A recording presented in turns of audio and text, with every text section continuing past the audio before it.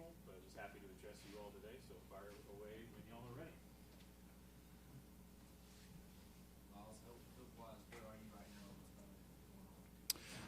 going Really, it was literally the night before the D-line was supposed to perform at the combine. I was working on 10-yard starts and honestly just pulled a little bit too hard and felt just a little tweak in my hamstring and knew I wasn't going to be 100% to run the time that I know I can run. So that was really the biggest reason why I'm kind of just holding off until April right now. you feel like in April you will be? Oh, for sure. What's kind of your goal time? What do you think? Goal time sub 4.55. That's the goal time right there.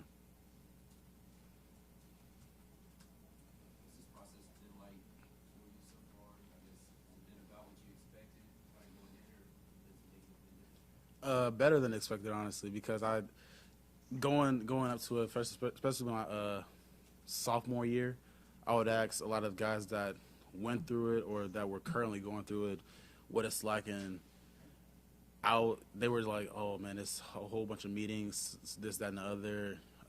I can't eat what I want to eat. I'm only eating vegetables and fish every day." And honestly, I grew up on vegetables and fish, so that wasn't a big change for me, but honestly, this entire process, I'm out in Phoenix, Arizona, specifically North Scottsdale area, which is a beautiful, beautiful area, and really just enjoying it, honestly.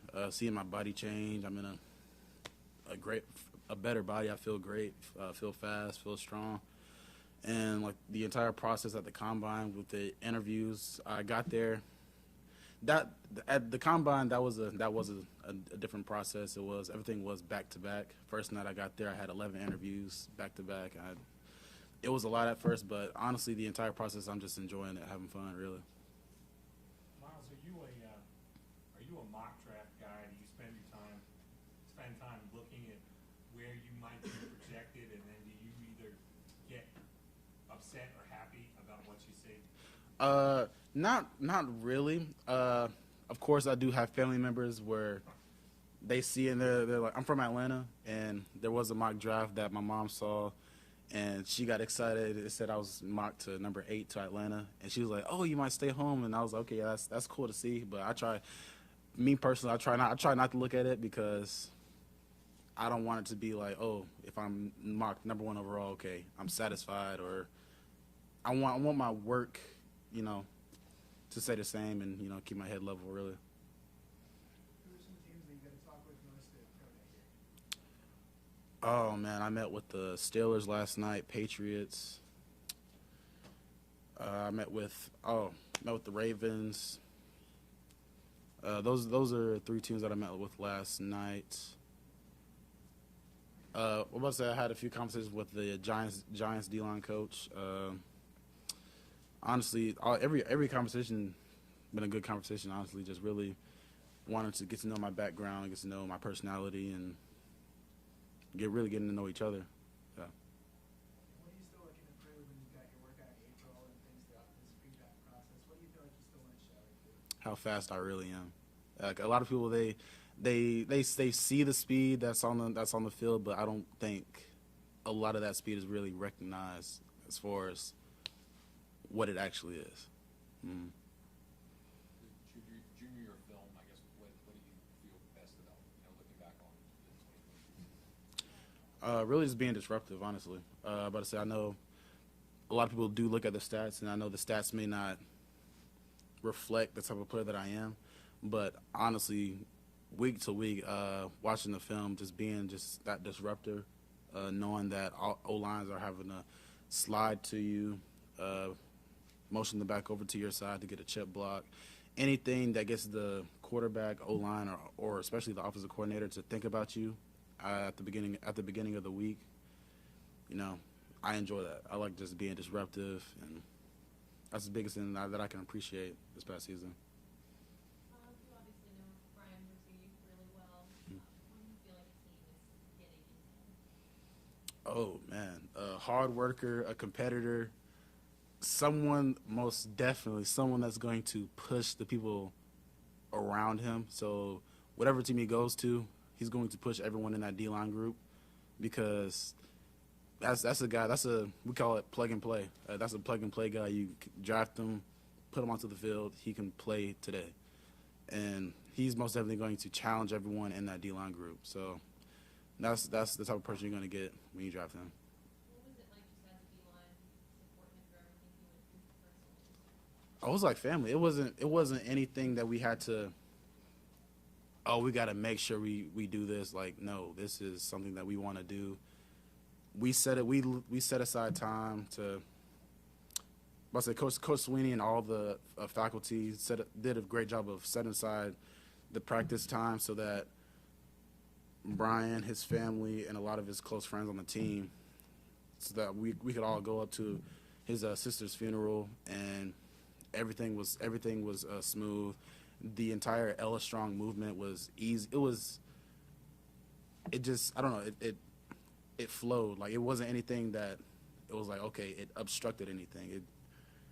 It was really just something that we all wanted to do. It just felt right to do, honestly.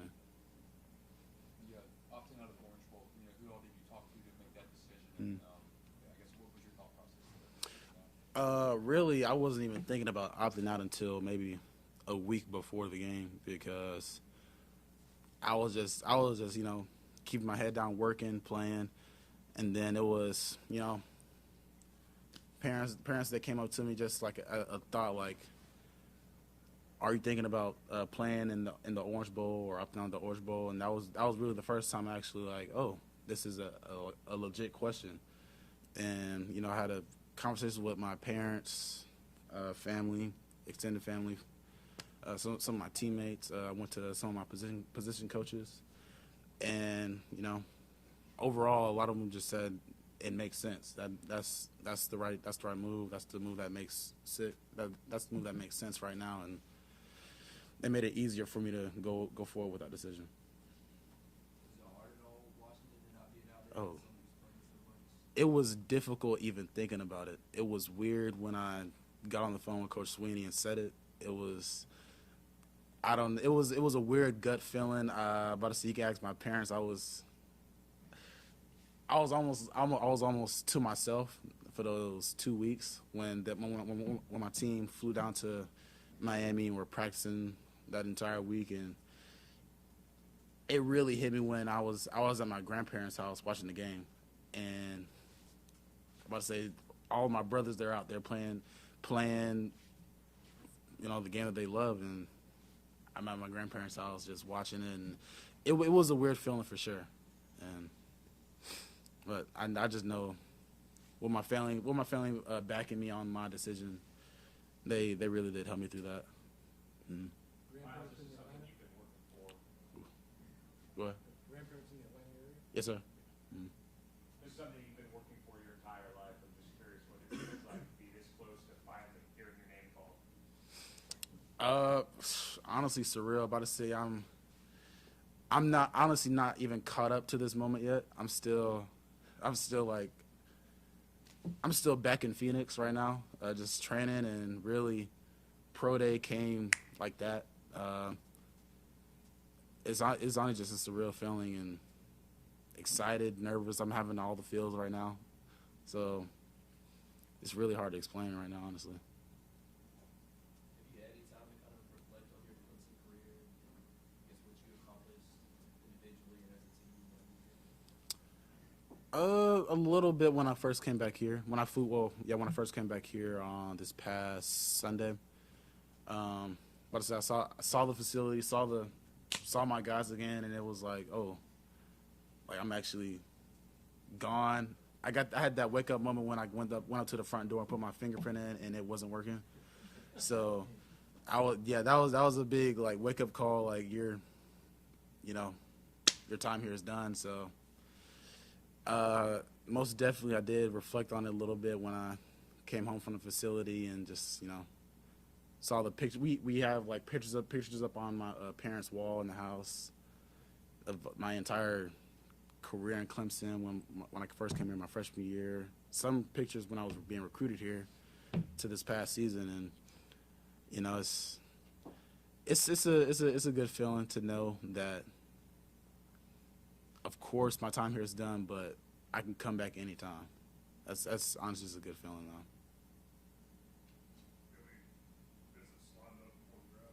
Say that one more time.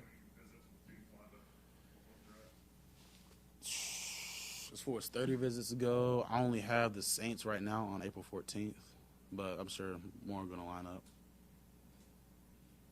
With that workout that you've got scheduled in April, Mm. what is the full game plan? Obviously, you mentioned you want to shove faster, but is there anything else you're specifically looking for, just in terms of like workouts that you're going to do there, what you're kind of expecting? Yeah. Well, of course, 40. If there's going to be scouts, coaches flying in, so if it's something that they want with the L drill, 5-10-5, position specific drills, I'm going to be doing whatever they want to see. I'm going to be showcasing it. So if that's 4-3 defensive end, 3-4 outside linebacker stuff, I'm going to be doing both of those things. I guess like within an interview, what's like your elevator pitch when someone says, you know, why should we take you with that first round draft pick? What's kind of your persuasion draft now sort of pitch to the team? Really, the biggest thing is really versatility. That's the biggest word right there. And versatility being the speed aspect, get off with the ball, power, extremely strong. I play anywhere from the 3-tech all the way out to the 9 and dominated in each gap. And also dropped in coverage, hook drops, flat drops, curl drops, palms drops. And, covered it back out the backfield, having to run him down 40 yards down the field. So I've really done a little bit of everything and dominated in each one of those.